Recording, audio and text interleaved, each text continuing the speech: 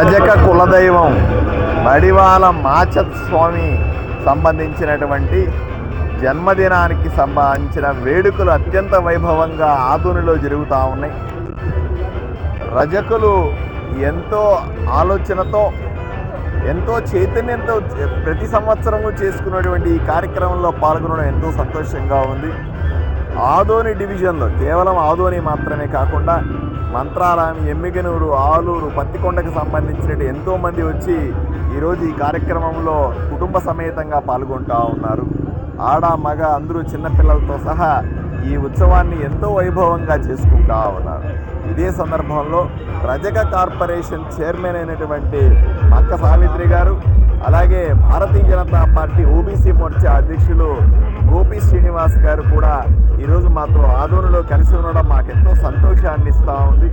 రజక కులానికి సంబంధించిన రకరకాల సమస్యల పట్ల ఇప్పటికే భారతీయ జనతా పార్టీ పోరాడుతూ ఉంది.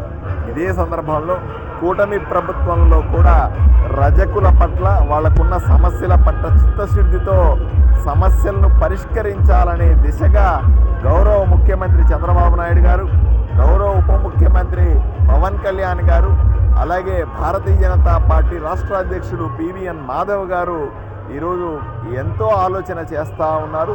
రజకులకు అండగా నిలుస్తున్నాం.